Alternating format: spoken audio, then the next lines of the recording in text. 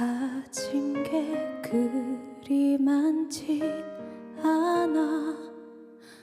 어쩌면 많이 부족할지 몰라. 가끔 나와 다투기도 하겠지만 주위를 둘러보면 내게 나보다 좋은 사람 많겠지만 널 사랑하는 마음 나 그것만큼은 자신 있는 걸. 내리는 비를 막아줄 수는 없지만 비가 오면 항상 함께 맞아줄게. 힘든 일이 있어도 기쁜 일이 있어도 함께 할게. 물론 모든 걸 다 줄 수는 없지만 작은 행복에 미소 짓게 해줄게. 무슨 일이 있어도 너의 편이 돼줄게. 언제까지나.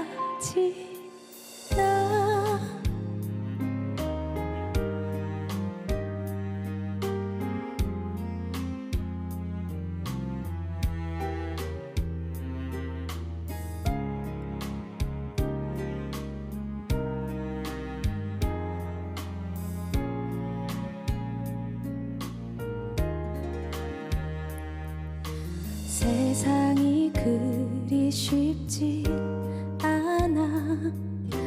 몇 번씩 넘어지고 할지 몰라. 꼭 잡은 두 손만 놓치지 않고서 함께 가면 돼. 내리는 비를 막아줄 수는 없지만 비가 오면 항상 함께 맞아줄게. 힘든 일이 있어도 기쁜 일이 있어도 함께 할게. 물론 모든 걸 다 줄 수는 없지만 작은 행복에 미소 짓게 해줄게. 무슨 일이 있어도 너의 편이 돼줄게. 언제까지나.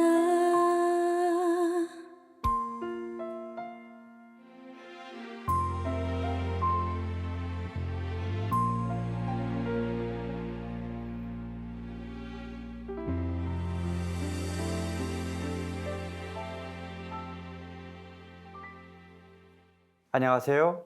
생명수호에 대한 하느님의 가르침 토크 콘서트 포유 서울대교구 생명위원회 사무국장 박정우 후보신부입니다.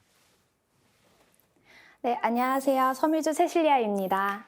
네, 미주 씨 아직 네. 미혼이시죠? 네. 네.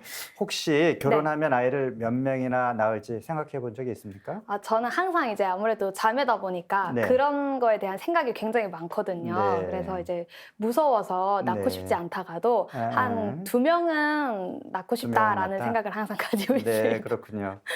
네, 임신과 출산은 하느님께서 인간에게 허락하신 가장 큰 축복이자 은총입니다. 생명 이야기 토크 콘서트 포유, 오늘은 새 생명을 통해 성가정이 완성되고 하느님께로의 구원이 어떻게 이루어지는지 그 거룩한 여정과 따뜻한 생명의 이야기를 지금부터 나눠보겠습니다. 오늘 함께 해주실 두 분입니다. 서울대교구 청소년국 유아부 박종수 사도요한 신부님, 가톨릭대학교 은평성모병원 산부인과 위정화 교수님이십니다. 안녕하세요. 안녕하세요. 안녕하십니까.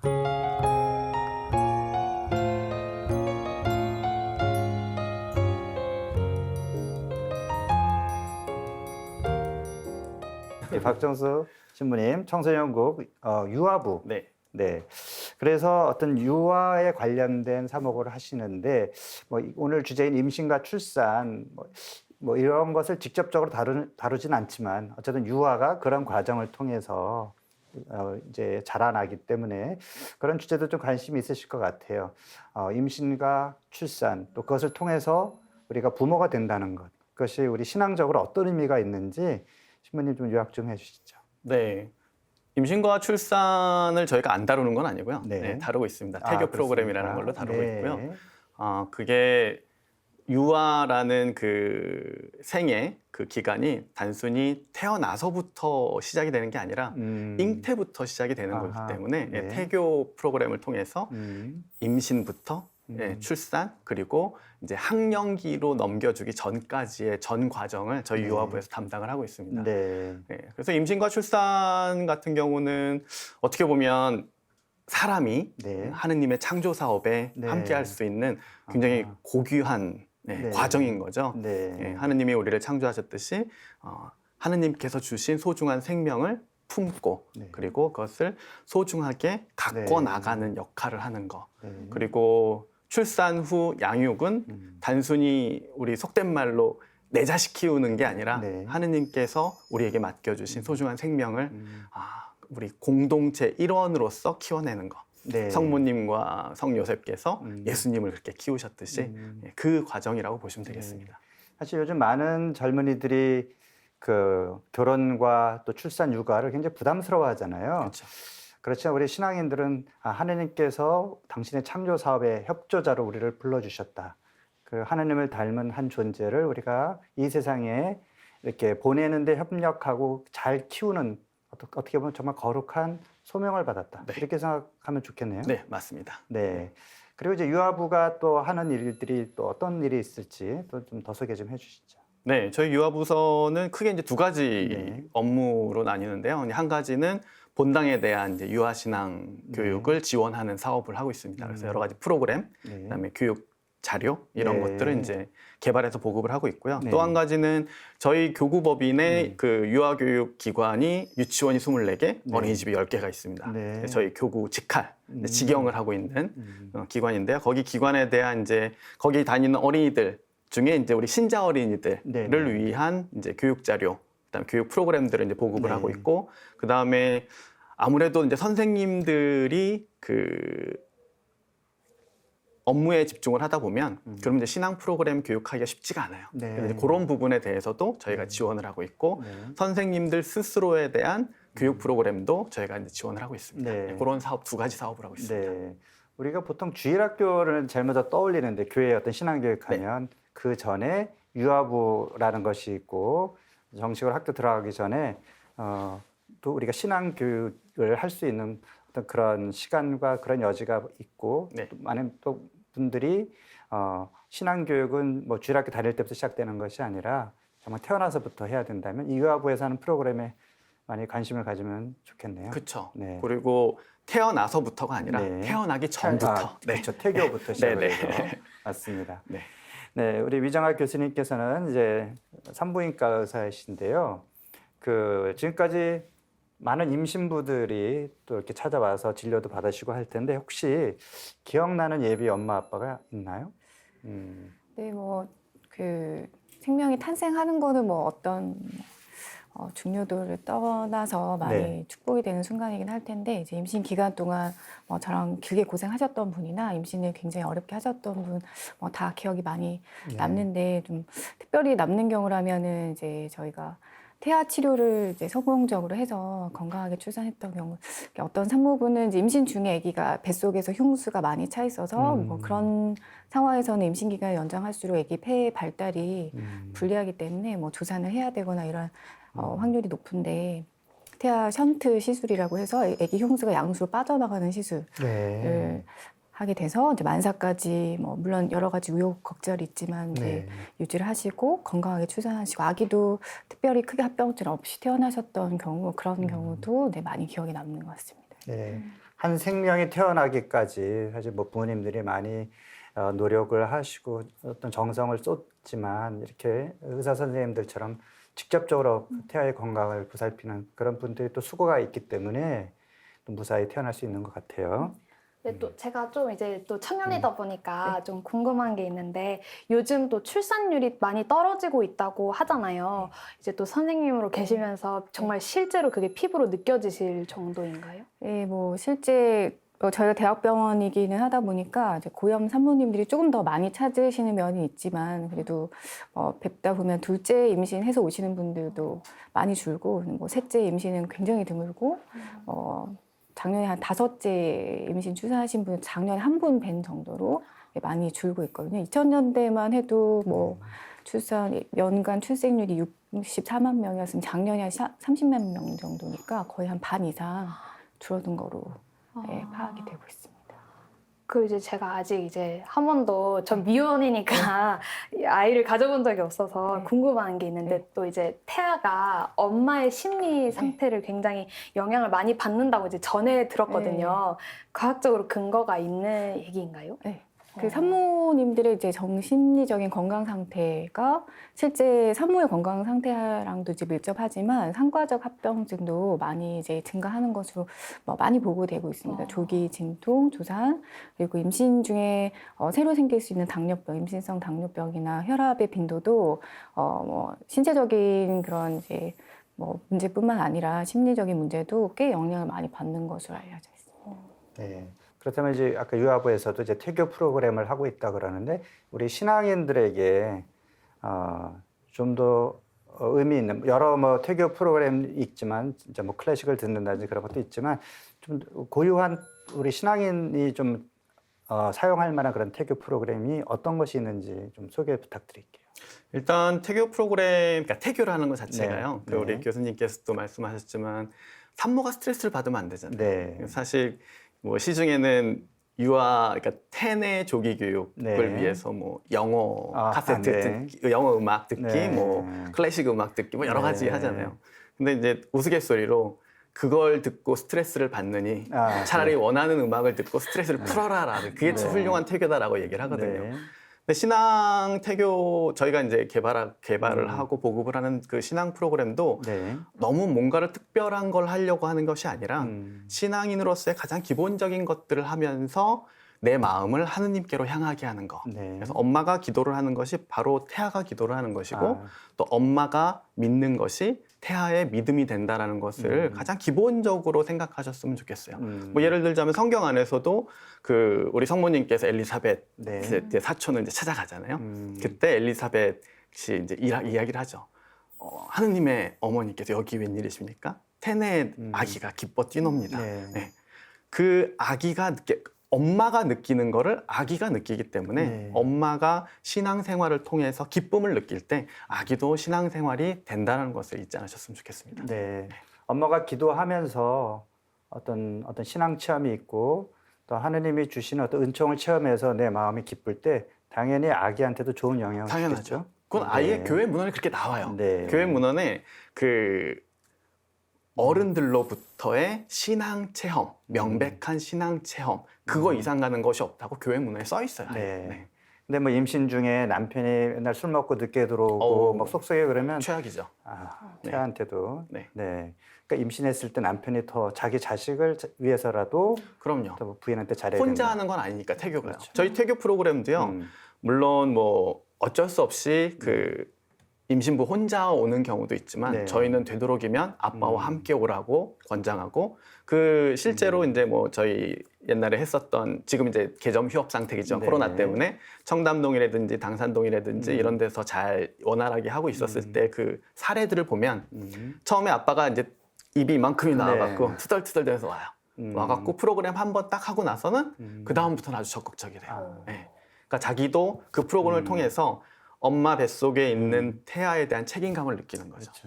그 굉장히 좋은 현상이죠. 또 좀 생각나는 게 사실 또 많은 경우에 뭐 원하지 않은 뭐 셋째를 임신했다 했을 때 얘를 뭐 낙태를 할까 말까 또 이런 고민을 하는 엄마들도 사실 적지 않을 텐데 결국은 그러면 안 되지. 이 생명인데 내가 낳아야 되겠다. 뒤늦게 이제 마음을 바꾸긴 하지만 태아도 그때 엄마가 그런 날까 말까 이제 고민하면서 받는 그 스트레스를 태아도 느낄 수 있겠다 이런 생각도 그쵸. 들거든요. 네. 네. 사실 저도 그 과정을 통해서 태어난 그래요? 아기예요. 네. 그 아버지가 공무원이셨어갖고 네. 형이 태어난 다음에 제가 생긴 거죠. 네. 그리고 어머니는 이제 그때 당시 하나만 낳아 잘 기르자 네, 이 그 시절에. 때였잖아요. 예. 그때 이제 아버지께 어떡할까요? 지울까요? 그랬더니 아버지께서 어떻게 생긴 생명인데 지우냐 낳아라. 그래서 제가 태어난. 네. 네. 아유, 그래서 그냥. 그 아이가 어머니께서 네. 고민하는 그 아이가 누가 될지 몰라요. 그렇죠. 네. 그래서 그 하느님께서 주신 그럼요. 생명은 소중하게 여기셨으면 좋겠습니다. 네. 하마터 우리 교회에 중요한 인재를 잃어버릴 뻔했습니다. 그 태아 축복식을 본당에서 많이 하더라고요. 네. 저희 생명위원회에서도 이제 각 본당의 생명분과를 통해서 태아 축복식을 이런 식으로 하면 좋습니다라고 이렇게 또 안내도 해드리기는 하는데 이제 유아부에서도 그 태아 축복식에 대해서 이렇게 또 뭐 이렇게 소개도 하시고 하는데 그 태아 축복식이 왜 필요할까, 왜 중요할까 그 부분 좀 말씀해 주시죠.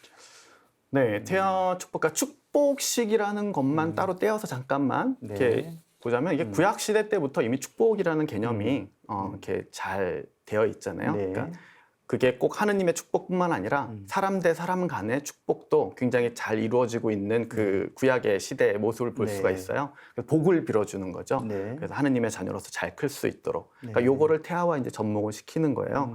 그래서 언제부터 사실 그 축복식이 시작됐는지는 정확히는 알 수 없지만 네. 이제 그 축복식을 함으로써 얻게 되는 효과가 과연 무엇인가? 네. 예, 그게 이제 첫 번째는 우리가 이제 그 세례식 같은 경우 이제 옛날에는 따로 떼어서 하기도 했지만 최근에는 뭐 최근에가 아니라 뭐 예전부터 그 교중 미사 때 세례식을 하잖아요. 그 네. 이유가 우리 공동체 안에 새로운 형제 자매가 태어났습니다라고 그렇죠. 널리 알리고 축하해주고 기쁨을 네. 함께 나누는 거.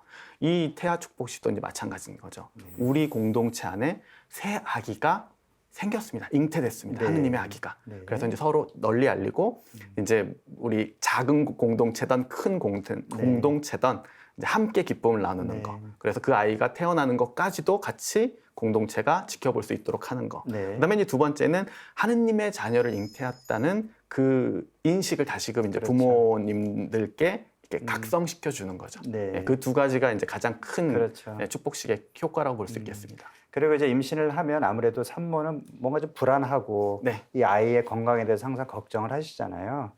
그러니까 이 축복식을 통해서 하느님의 은총으로 이 아이가 더 건강하게 잘 자랄 수 있을 것 같다. 이제 그런 또 위로도 받을 수 있는 것이고, 그리고 정말 아까 말씀하신 대로 과거에는 한 아이가 태어나면 마을 전체가 다 기뻐하고 네. 함께 관심을 갖고 아이의 성장을 지켜봤는데 요즘은 워낙에 이제 우리 사회가 조금 떨어져 있잖아요, 서로. 네. 그렇지만 이제 적어도 교회 공동체에서는 우리가 함께 기뻐하고 함께 아이에 대해서 관심을 갖고 축복을 빌어준다. 이런 의미도 있을 네네. 것 같습니다. 네, 교수님 요즘 늦게 결혼하니까 임신부들이 나이가 많아서 안 그래도 임신부들이 걱정이 많고 또 건강 관리도 잘해야 되는데 그러니까 일반적으로 임신부가 좀 신경 써야 될 건강 관리를 좀 말씀해 주시고 특히나 이제 요즘 같이 나이가 많은 고위험군에 또 임산부도 있고 그러니까 어떻게 좀 건강 관리를 해야 될까요? 네, 뭐 고위험군 임신을 여러 가지 기준으로 분류를 할 수 있겠는데 뭐 네. 나이만으로는 한 35세 이상을 보통 일반적으로 네. 이제 고령 임신이라고 많이 말씀을 드리는데요. 뭐 또 작년 기준으로는 임신하시는 3분 중에 한 명이 35세 이상이기 때문에 네, 점점 고령 임신들이 많이 늘고 있어요. 고령 임신도 물론 관리를 잘 하시면 젊은 우리 사모님들처럼 건강하게 잘 출산하실 수 있지만 아무래도 그 당뇨, 혈압 같은 기저질환이 있을 확률이 좀 높으시고 부인과적으로도 근종이나 성근증 그리고 내막증 같은 질환이 많으실 수 있기 때문에 뭐 약간은 조산이나 뭐 조기 진통 그리고 뭐 전지태반이나 이런 상과적 합병증이 조금 더 늘어나는 것은 사실입니다. 그래서 임신하기 전부터 사실 준비된 임신하시는 게 가장 좋겠지만 임신을 또 늦게 아신다면 임신 기간 내에 뭐 상과 의사랑 이제 면밀한 상담을 통해서 건강 관리를 받으시는 게 이제 중요하다라고 말씀드릴 수 있겠습니다. 아직 저는 알아야 할 게 정말 많다고 생각이 네. 또 드는데 네. 그중에 또 기형아 검사가 있다고 저도 들었는데 이 검사에서 이상 소견이 나올 경우 많은 이제 부모님들이 절망을 한다고 하더라고요.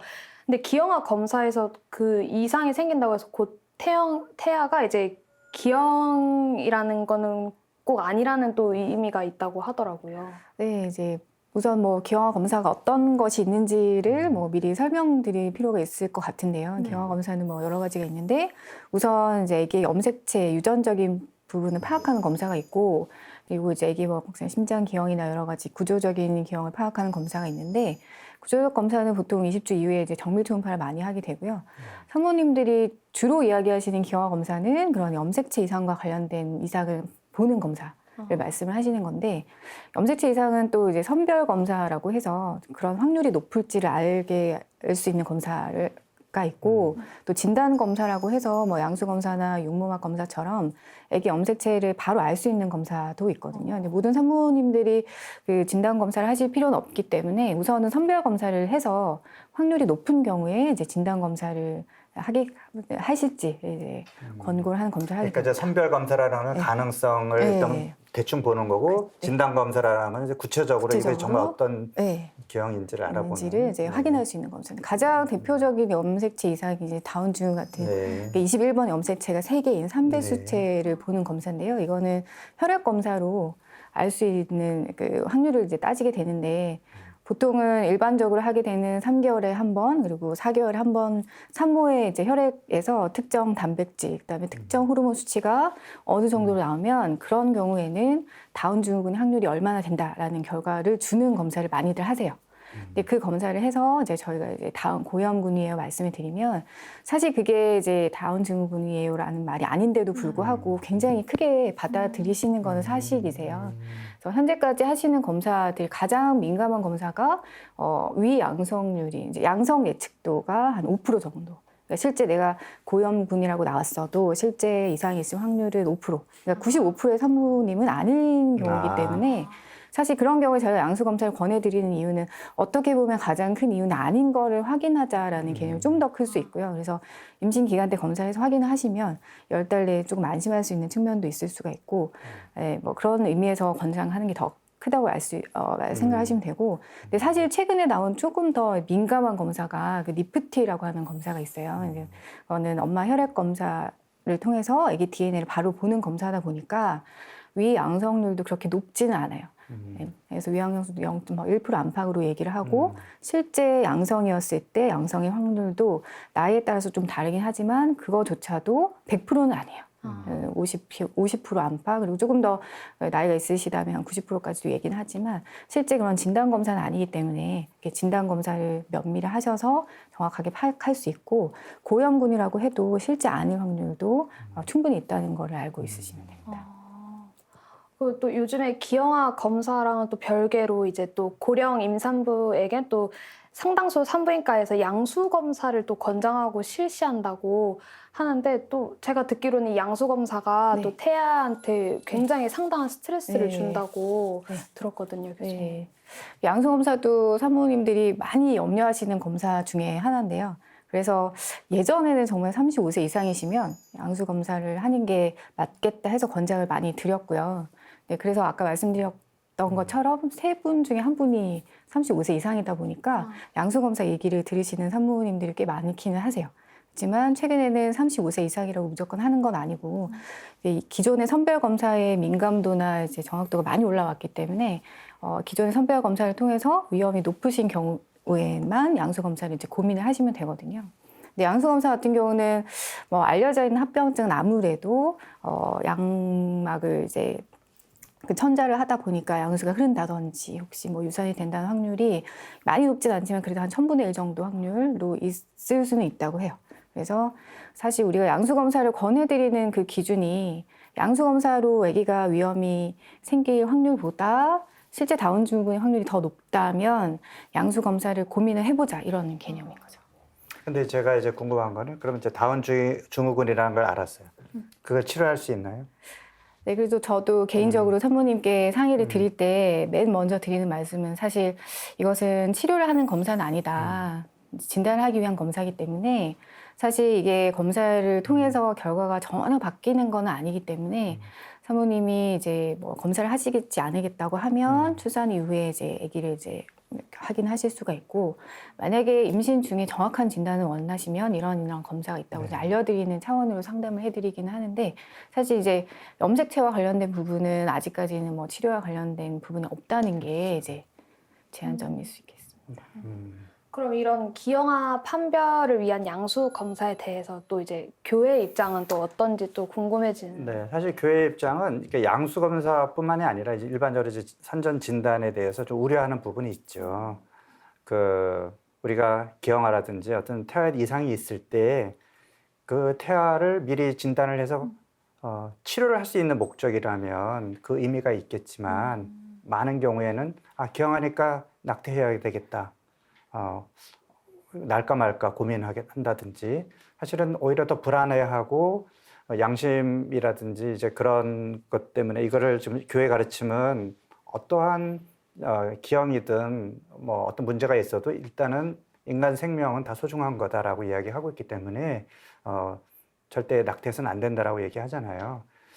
그래서 그 진단 검사를 하는 게 무슨 의미가 있을까? 그렇다면 네. 그래서 가능하면 치료의 목적이 아니라면 사실 안 하는 게 좋다라는 게 교회 입장이죠. 그래서 많은 분들이, 또 제가 이제 많이 얘기를 들었는데, 처음부터 자기는 진단 검사하지 않겠다라는 그런 신자 부부도 많고요. 어쨌든 임신됐으면 내 자식이기 때문에 반드시 낳겠다라는 그런 분도 많고, 네, 그래서 이런 산전 검사에 대해서는 좀 더 신중하게 생각을 하면 좋겠다. 이것이 사실 교회 입장입니다. 그리고 뭐 예를 들어서 사실 다운증후군도 지금 다운증후군을 키우는 부모님들 입장에서 보면 물론 많이 속상하고 처음에는 키우는데 힘이 들지만, 한 인간 생명이 줄 수 있는 그 존재 자체로 줄 수 있는 가족에게 어떤 선물로서 다가오고, 이 아이가 얼마나 가족에게 기쁨을 주는지, 이런 이야기들도 많이 하고 있거든요. 그래서 우리가 너무 어떤 인간적인 세속적인 기준에서 정상, 비정상은 태어날 자격조차 없는 것처럼 그렇게 생각하는 건 옳지 않다. 물론 힘이 들겠죠. 예. 그러나 교회 입장은 생명의 어떤 소중함, 이런 차원에서 장애가 있더라도 우리가 결코 낙태해서는 안 된다라는 것이 교회 가르침입니다. 네. 아무튼 그래서 모든 우리가 뭐 임신부 축복 미사도 하는 그게 건강한 아이가 태어나기를 사실 다 바라는 건 누구나 다 갖고 있는 마음이겠죠. 자, 그러면 뭐 기형아 원인이 다양하고 또 알 수 없는 경우도 많지만, 어쨌든 우리가 그러면 기형아 임신을 막기 위해서 그 원인이 또 알려진 부분도 또 있을 텐데 어떻게 해야 좋을까요? 네, 기형의 원인은 뭐 단 한 가지 원인만으로 발생하는 건 아니고 여러 가지 네. 다양한 원인들이 이게 일단 뭐 약물일 수도 있고, 그리고 기존의 질환일 수도 있고, 아무 문제도 없지만 우연히 발생을 할 수도 있기 때문에 전체를 다 막기는 어렵지만, 우선 염색체와 관련된 부분은 수정 당시에 이루어지는 결정이 되는 부분입니다. 그래서 임신 전에 준비를 한 임신을 한다는 게 굉장히 좀 중요할 수 있겠고요. 그리고 임신을 하고 당뇨 같은 경우는 실제 선천성 기형, 심장 기형 빈도가 조금은 올라가기 때문에 당을 철저하게 조절하시면서 임신을 하시는 게 유리할 수 있고, 또 특정 질환, 뭐 혹시 경련성 질환이 있으시거나 아니면 다른 질환이 있으신 분은 임신 때 충분히 쓸 수 있는 약으로 미리 변경을 하신 후에 임신을 하시면 훨씬 더 이런 위험이 떨어지는 거로 이제 이해할 수 있겠습니다. 가장 위험도가 없는 산모님들 중에서는 임신하기 한 달 전부터 엽산을 400마이크로그램이죠. 근데 적정한 용량의 엽산을 꾸준히 복용을 하시면 아기의 심장 기형, 그리고 신경관 결손, 그리고 여러 가지 문헌에서는 이제 자폐아와 같은 정신질환의 빈도도 많이 줄어드는 거로 이야기하기 때문에 준비하시는 임신이 가장 중요하겠다라고 얘기하겠습니다. 혹시 뭐 술, 담배 같은 게 물론 나쁘다 알려져 있지만, 난 술, 담배를 하고 있는데 임신을 하고 싶다. 네. 언제부터 끊어야 됩니까? 일단은 뭐 모든 약들이 이제 반감기가 가장 중요한데요. 술, 담배는 사실 그 한 달 전 정도, 적어도 한 달 네, 전. 적어도 한 달 네. 전 정도는 끊으시는 게 음. 좋을 거는 같고, 또 반대로 상담하러 오시는 많은 분들이 내가 술, 담배를 하면서 임신을 했는데 어떡할까요? 이런 또 고민도 하시거든요. 사실 이제 그런 의미에서는 이제 그 기형의 의미에서는 물론 이제 미리 끊으실 수 있는 임신이 가장 좋지만 우리가 처음 임신 4주는 아기가 착상 전이기 때문에 산모가 복용한 약이나 이런 흡연한 알코올이 태아한테 전달이 되지 않는 시기이기 때문에 그 시기에 복용한 약물이나 뭐 술이 있으시다면 너무 염려하실 필요는 없고 이제 임신을 또 유지하시면은 또 좀 좋은 결과를 또. 물론 이제 그 임신은 여성이 이제 아이를 잉태하지만 여성만의 일은 아니다. 사실 부부가 함께 이렇게 해야 하는 그런 과정이다. 이런 지적들이 있는데요. 임신 기간 남편의 역할이 중요할 것 같은데 어떤 걸 해줄 수 있을까요? 여기서는 이제 뭐 임신을 해보신 분이 우리 교수님밖에 없고 네. 남편이 잘해주셨는지 어떤지 모르겠는데 어떤 역할을 해야 됩니까? 네, 남편분 이렇게 물론 우리가 아기를 만드는 과정에서도 네. 굉장히 중요한 역할을 담당하고 네. 계시고 사실 임신 전에 준비하는 기간 그리고 임신 중 출산 뭐 양육에 이르기까지 네. 남편분의 역할이 중요하지 않을 때가 사실 없겠지만 그렇죠. 네. 임신 중에 이제 우리가 철분제를 하나 더 영양제를 하나 더 먹는 것보다는 남편분이 산모의 이제 심리적 안정 그리고 몸이 힘들 수 있으니까 유체적 당시 안정을 얼마나 위해서 힘들어. 네, 노력을 해주는 이게 훨씬 더 가치 있는 일일 수 있어요. 그리고 엽산과 관련해서는 뭐 산모님께 많이 강조를 하긴 하지만 남편분도 이제 엽산이나 여러 가지 영양소들이 결핍을 있거나 하는 경우에는 뭐 유산율, 기형의 관련성에 대한 연구들도 조금씩은 나오고는 있기 때문에 남편분은 사실 훨씬 더 철저하게 준비를 해주시는 게 좋습니다. 임신 전에 몸의 건강, 또 네. 정자의 건강을 위해서라도 네. 남편들도 음식이라든지 영양제 잘 영양이나 너무 먹고 보충해야 과체중이 된다. 저도 네. 또 이제 좋다. 뭐 유산균에 대한 얘기도 네. 있고 하기 때문에 남자분들은 적극적으로 하시려면은 사실 임신하기 석 달 전부터 네. 술, 담배나 이런 것도 많이 줄이시고 네. 해주시는 게 굉장히 중요하시죠. 그렇군요. 네.